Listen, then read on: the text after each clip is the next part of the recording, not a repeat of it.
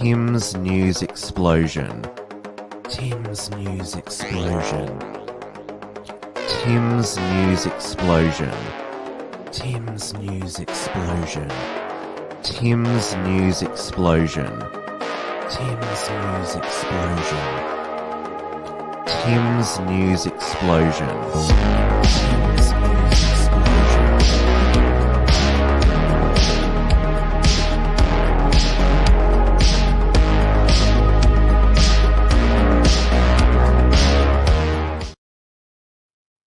Hello, everyone, and welcome to this week's edition of Tim's News Explosion on this Monday, the 21st of March, 2022. We are live on the Wilms Front YouTube, D Live, and Odyssey channels, as well as on the interactive entropy software, where I've just put in the live link into the chat. Hello to all my regulars there. It's always great to see you on a Monday evening. It is just after 8:30 p.m. here in Melbourne, Victoria, running a few minutes late. And as I said in the live chat, it wasn't Margot's fault because we did the audio visual test before the show, but there was a last minute issue with the screen share. So I had to redo my settings there so I can show you some of the mean price madness that has been going on this week. Now, Margot and I, we were together on Saturday to cover the Worldwide Freedom Rally 7 in Melbourne, where, as I predicted, the attendance has diminished since the massive hundreds of thousands crowds in November, which was also part of the Kill the Bill protests against Dan Andrews' permanent pandemic laws, the pandemic management bill.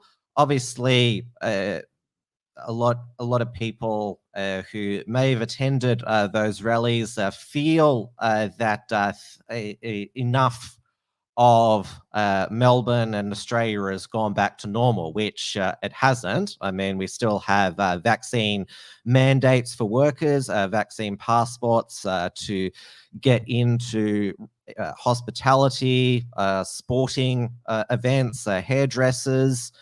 And obviously the hospitality and retail staff, they're still muzzled, and so are the older primary school students as well. So to use Daniel Andrews' own words, this is not over because we want it to be, because winter is coming, and it's not out of the realm of possibility that there could be maybe not a winter lockdown, but winter severe restrictions. And as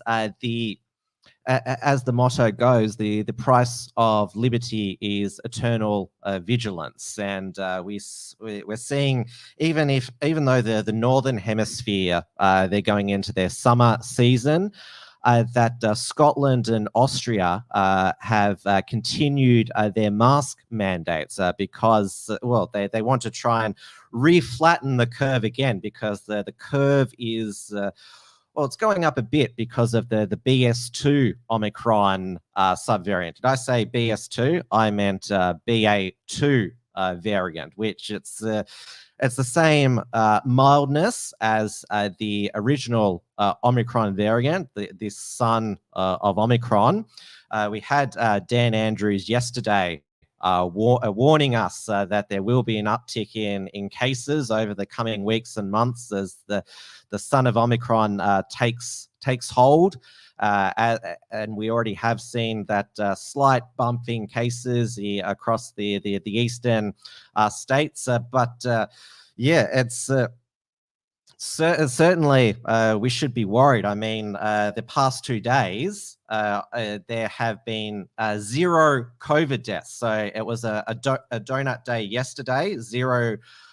Zero people in Victoria died with COVID, and also today as well. So to use Anastasia Palaszczuk's imagery, it's a double donut weekend. Both weekends, no deaths with COVID, which means, because there's still obviously lots of COVID around. Heaps of people would be asymptomatic, whether they're tested or not. But out of there would have been numerous Victorians and Australians who passed sadly on the weekend of various causes, as tends to happen with human beings. But and as you know, they test all the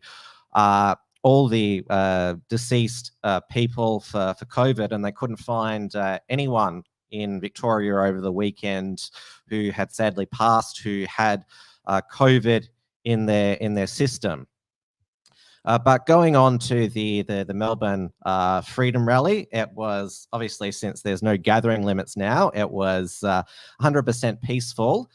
We streamed the march in 3 separate parts on the Unshackled's Facebook page. Hopefully, if I get time, because I filmed some other footage with my camera, I can put together a video highlights package. I'm not sure if I'll put it on the Unshackled's YouTube channel. The second strike expires on March 24th, but I don't really want to take my chances in getting another YouTube strike on the Unshackled's channel.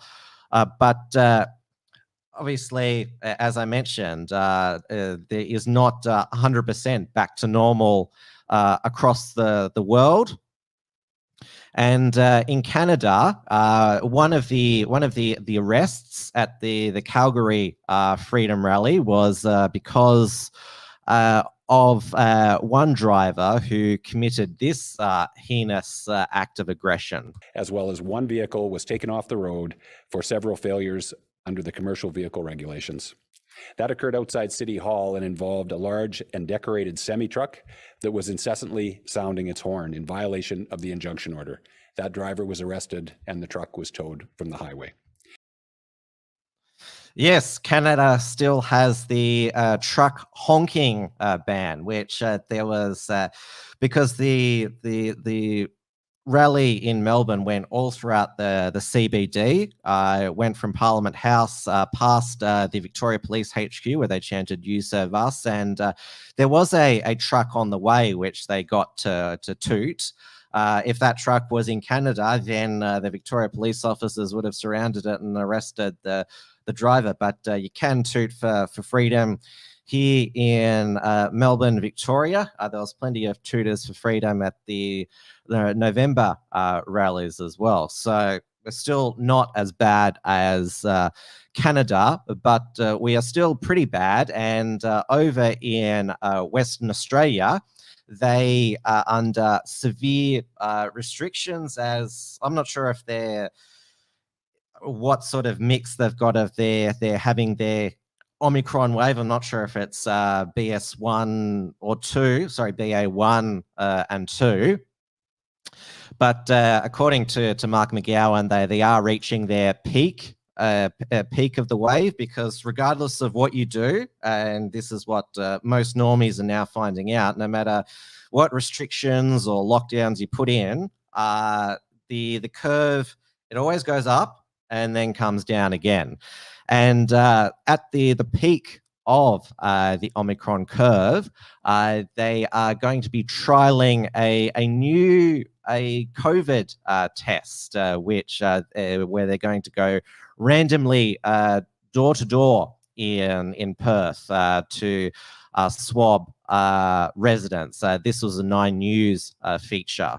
COVID Army will go door to door in Perth this weekend, conducting random testing, with fears Omicron is lurking undetected in the community. Live now to Perth reporter Alexia Pesce. Alexia, good morning. These tests are different than what we're used to. Good morning, Alex. That's right. These tests are WA made and they're called LAMP. Basically, you put a bit of saliva on the end of a Q-tip. It then goes back into a tube and you'll get the results within a couple of days. However, they haven't been diagnostically approved yet, so anyone who does test positive will later need to go and do a PCR test or a RAT. Belmont, Bassendean, Claremont and Melville are among the first suburbs to be targeted. It's expected 1,600 people will be tested over the next 2 weekends. Let's have a listen to why. We know that some people don't have symptoms and some people don't have enough symptoms to go and seek a test. And we really want to know how many infections there are out there at the moment. According to official figures, we recorded more than 7,000 new cases yesterday, surging active infections in WA to more than 31,000. Alex? Alexia, thank you. Yes, so that is as Mel and Margot responded there. Margot would not be answering her door, and Mel is in disbelief. And as this XYZ report mentions, so it's this new, they're trialing a new COVID-19 test, which is called LAMP. So that stands for, if I go further down here, I don't think it's got it here, but yes, that's the shortened name for it there. And so it's a trial that's being conducted via a grant from the Western Australian government with the Telethon Kids Institute and Curtin University. Now, when I heard that it was a local university in Perth, and that they were also working with the Telethon Kids Institute, it immediately reminded me of a academic at another West Australian university, the University of Western Australia, Dr. Zoe Hyde, who over a year ago tweeted that it was tweet 1722 of a Twitter thread. She said, "I said that cases in children might be detectable for a shorter period. How can we get around that? One option is anal swab testing because fecal shedding is prolonged. A study in Wuhan found about 1/5 of children had negative nasal swabs but positive anal swabs." Thank God they're not trialing anal swabs in Perth at the moment. And Dr. Zoe Hyde is still around 1 year later. She's a member of AusSage, and she's still interviewed by the local ABC Perth there. So I wonder, and now it is voluntary, this new LAMP test, so you can say, these Perth residents can say no to this trial, but as that 9 News report said, if you test positive on the LAMP test, then you've still got to get another PCR test as well. So you're further being part of this experiment trial. Now going from Western Australia over to South Australia. After the Australian Worldwide Freedom Rallies, it was South Australian election night, where, as the polls had shown, the Labor opposition in South Australia, led by Peter Malinauskas, romped at home against Liberal Premier Stephen Marshmallow. This is the state of the count according to the ABC election result here. So as you can, so there's 47 seats in the South Australian House of Assembly, 24 to form a majority, and the ALP is already projected to have a majority of at least 2, and there's still 9 seats in doubt, including Stephen Marshall's own seat of Dunstan. Now, obviously, the superficial analysis of this state election result is that it's bad news for Scott Morrison, with Labor opposition winning the last election before the federal election. Though, as I pointed out on Trad Tasman Talk on Friday, despite being the leader of a modern Labor Party, Peter Malinauskas is actually a social conservative. He made a very, you would say, measured victory speech where he paid respect to Marshmallow's work and said, the Liberal Party are not our enemies, they're just our adversaries. So it looks like he has no intention of being the nasty political thug like Dan Andrews here in Victoria is from the socialist left. And Dan Andrews, of course, trying to attach himself to a Labor winner since Dan is facing an election in November 2022. He tweeted, "Big congratulations to Peter Malinowskis and SA Labor on your victory tonight. South Australians voted for a positive plan for the future. And Peter, with you as Premier, I reckon that's exactly what you'll get." Well, obviously, since South Australians elected a Labor state government for the next 4 years, we do hope that Peter Malinowskis is going to be the moderate centrist premier that he is promised.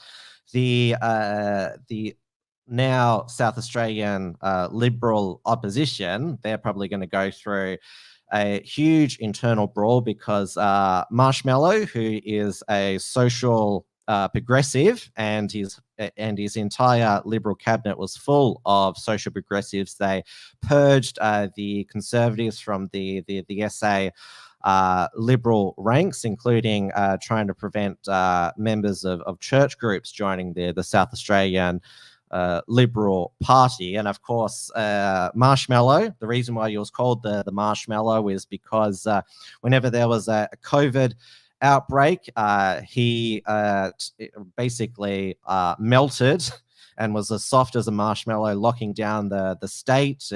His hysterical Chief Health Officer Nicholas Spurrier, don't touch the football, and of course Police Commissioner Grant Stevens. Peter Malinowskis, he met with the other those two bureaucrats today, and actually said he wants to relax restrictions, including the isolation requirements. It's still 15 minutes in South Australia, and also relax the muzzles there, because South Australia still has an indoor mask mandate there. I wonder how the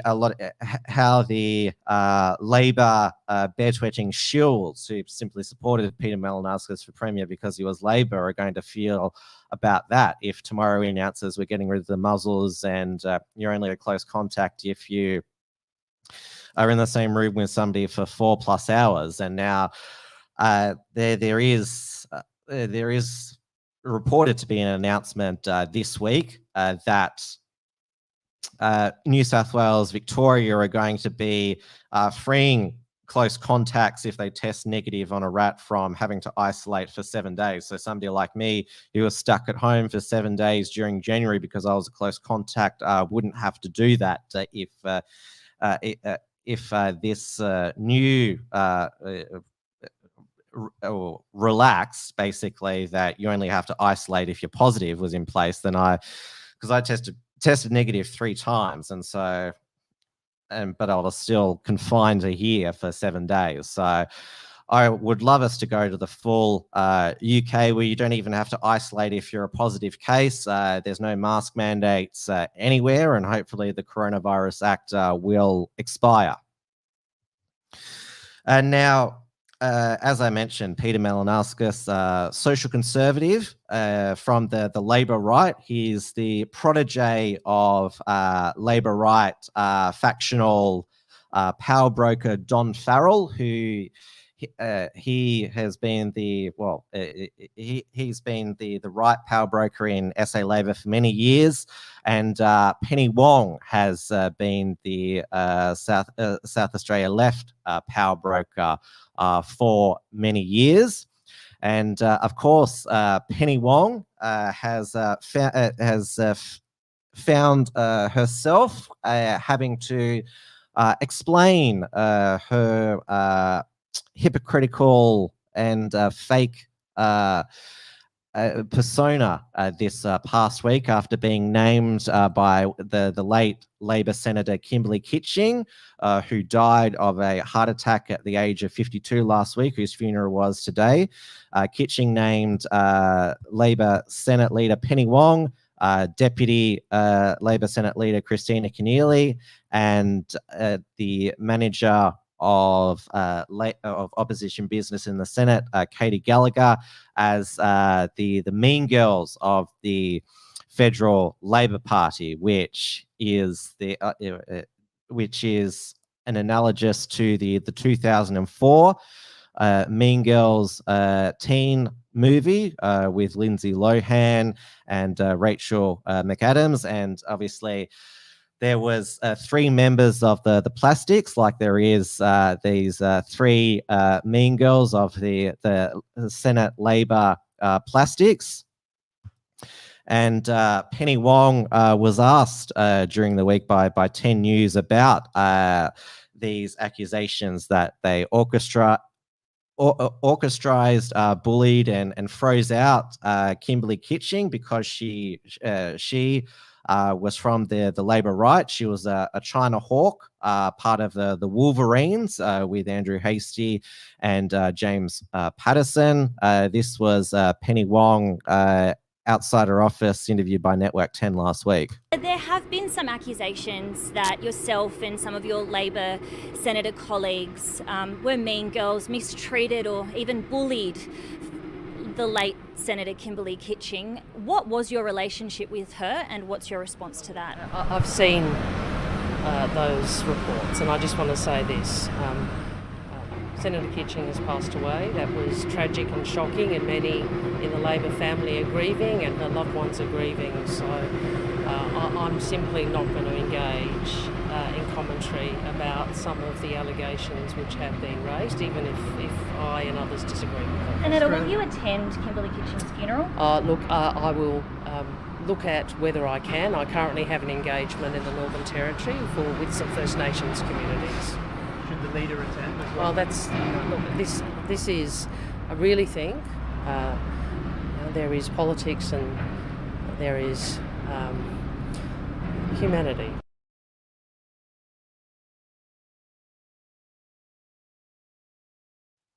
Yes, that was the tactic of Penny Wong and the other mean girls to say, "Oh, we're not going to comment on this out of respect, dignity for her passing, and not until the funeral, which was today." And Albo said the same. I mean, he's fully cucked by these 3 mean girls because he needs their support to be Prime Minister. And of course, Albo just said there's no issue with bullying and culture in the Labor Party. Of course, just wants to make it go away because it's a easier path for him, he believes, to become Prime Minister, to just try and make it all go away. In fact, he claimed that these 3 mean girls were victims because they were called mean girls because it denigrated their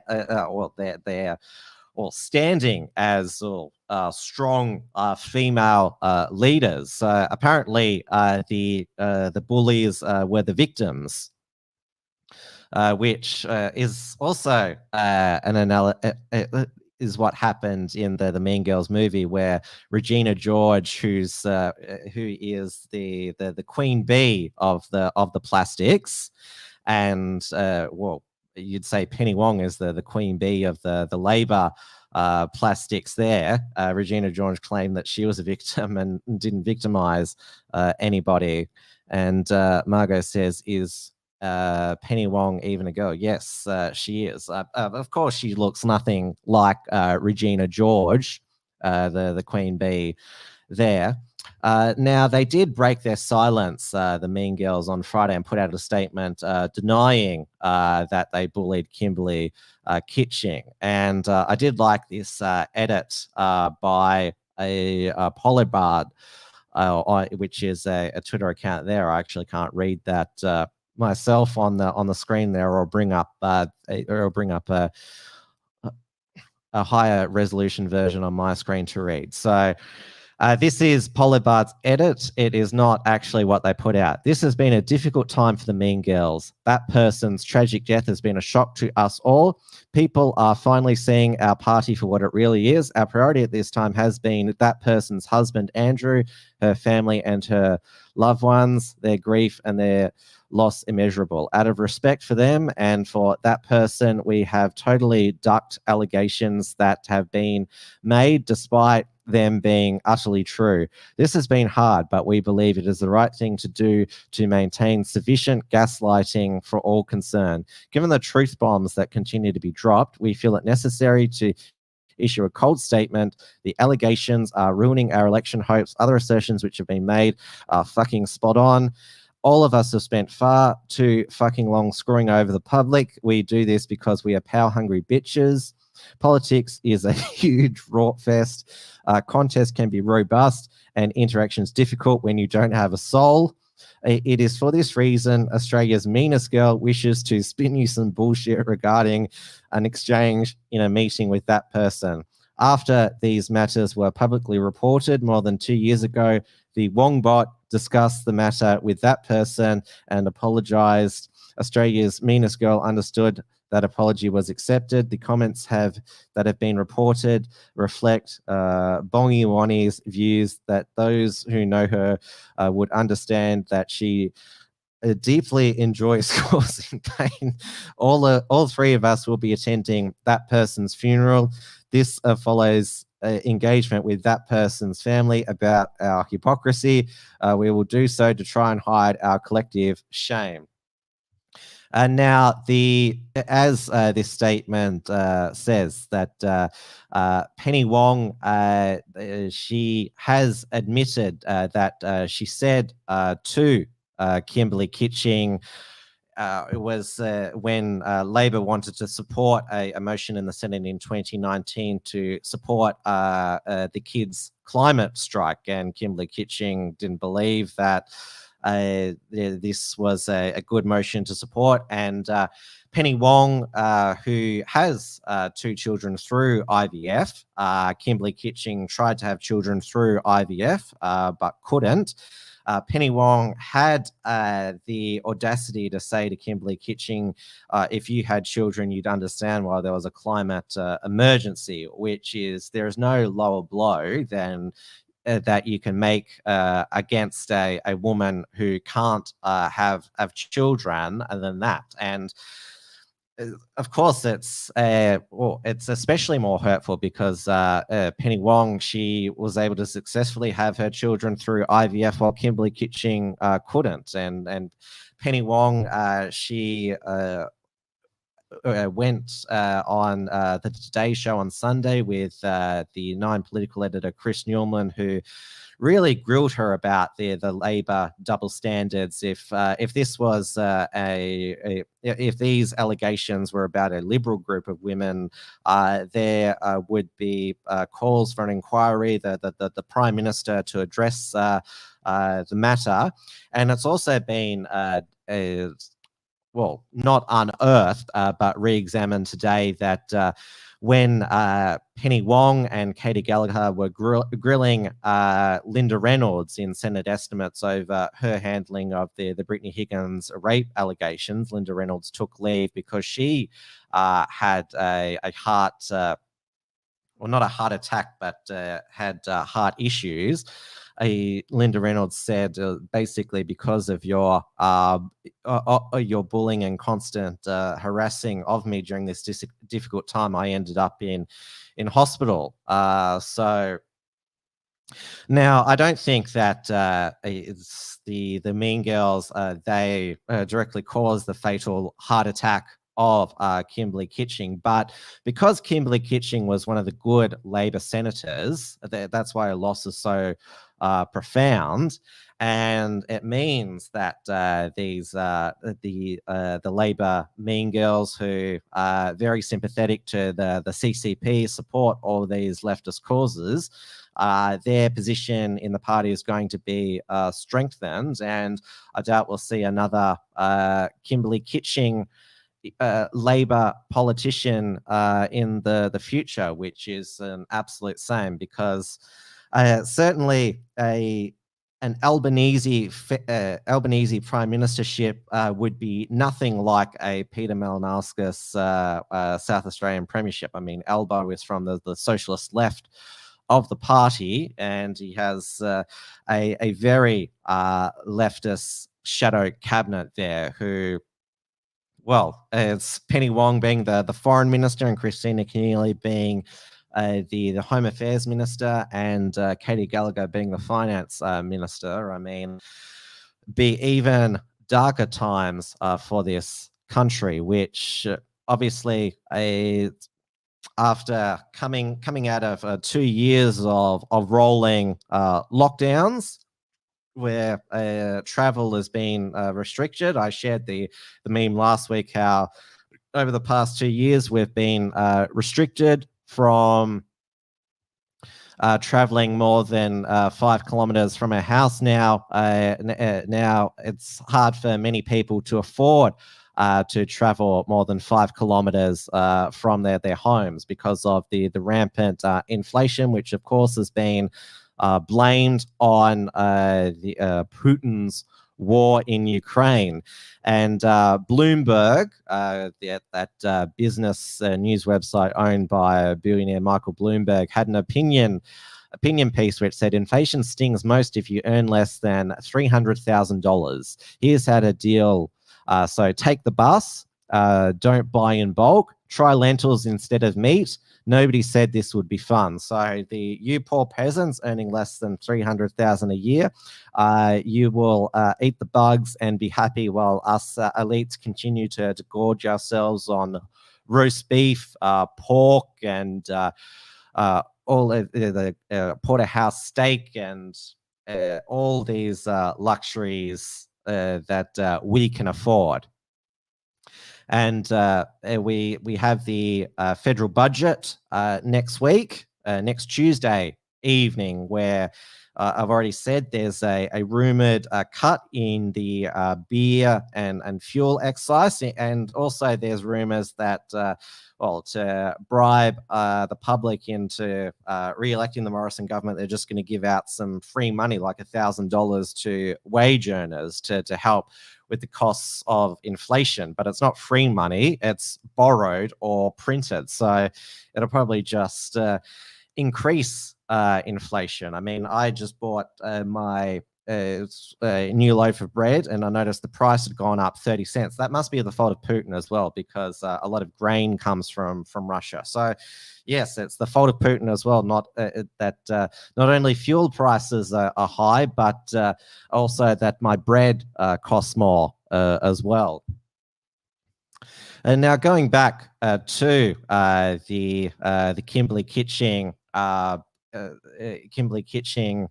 allegations of bullying and harassment against the three mean girls, the feminist sisterhood in the mainstream media were noticeably absent from standing up for Kimberley Kitching as a bullied woman, including if they did say anything, then it was to say, oh, this was just part of the normal rough and tumble of politics. And this is what Lisa Wilkinson tweeted. She retweeted Catherine Murphy in The Guardian.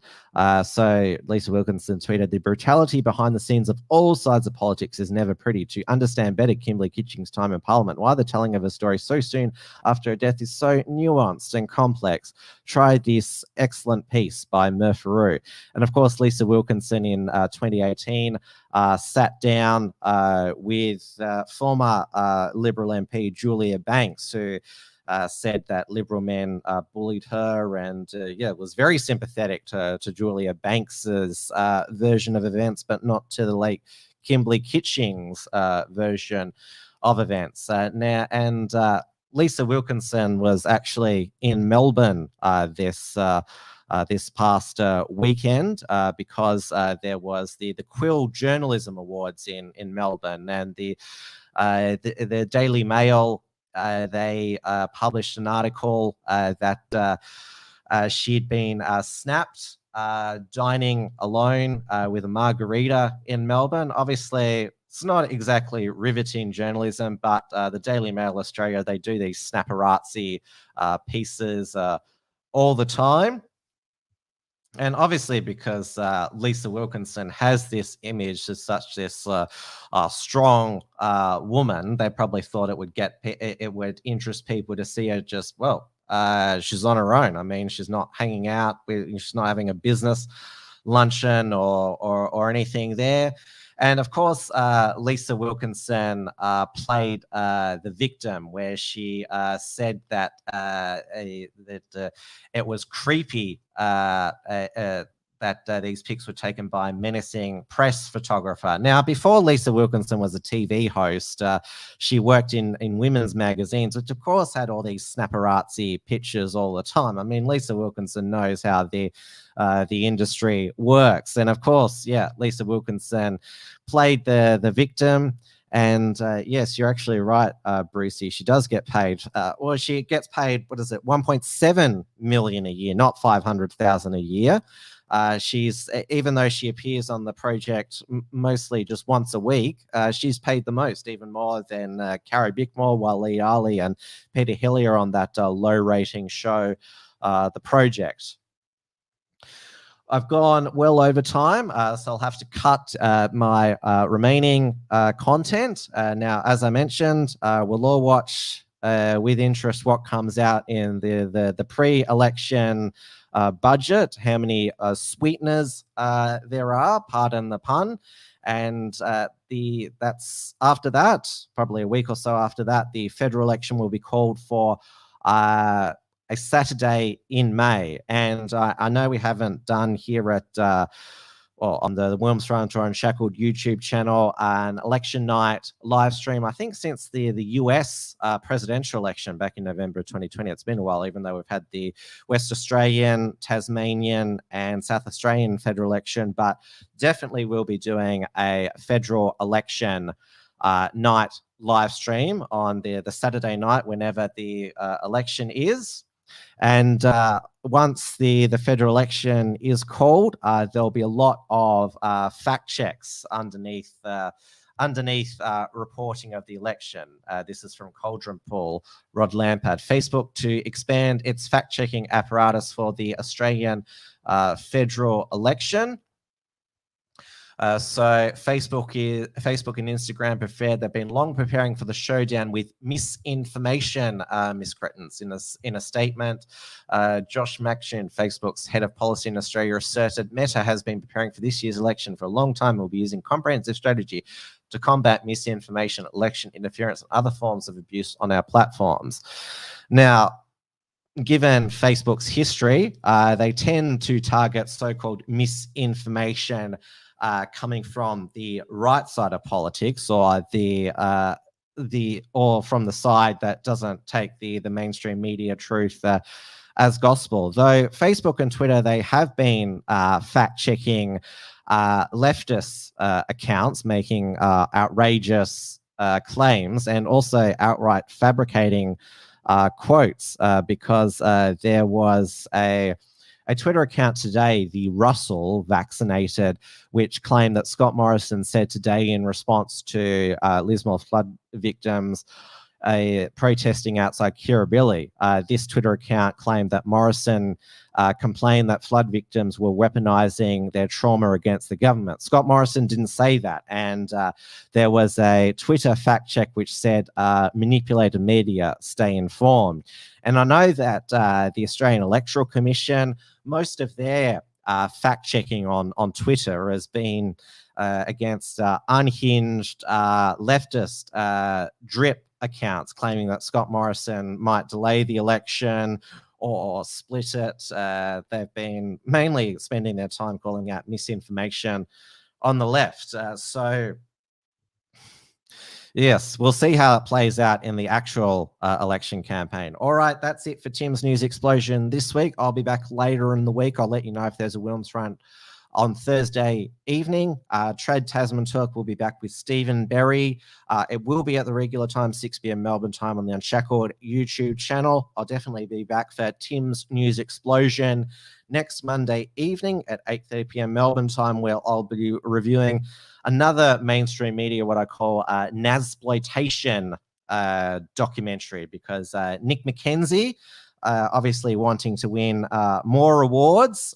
He won a Quill Award for the 60 Minutes Age Nazis Next Door reports. He's now turned it into a Stan documentary called Nazis Amongst Us, which will premiere on Stan next Sunday, the streaming service. I will provide a review of that, see if there's any new material in it. Mackenzie is obviously wanting to win maybe a Logie if they ever hold awards again, or what is it, an actor award as well, the Australian Academy of Film or Cinema and Television, it stands for. So I'll bring you that next Monday. But take care, everyone, this week, and I'll see you later. Good night. Tim's News Explosion. Tim's News Explosion. Tim's News Explosion. Tim's News Explosion. Tim's News Explosion. Tim's News Explosion. Tim's News Explosion. Tim's News Explosion.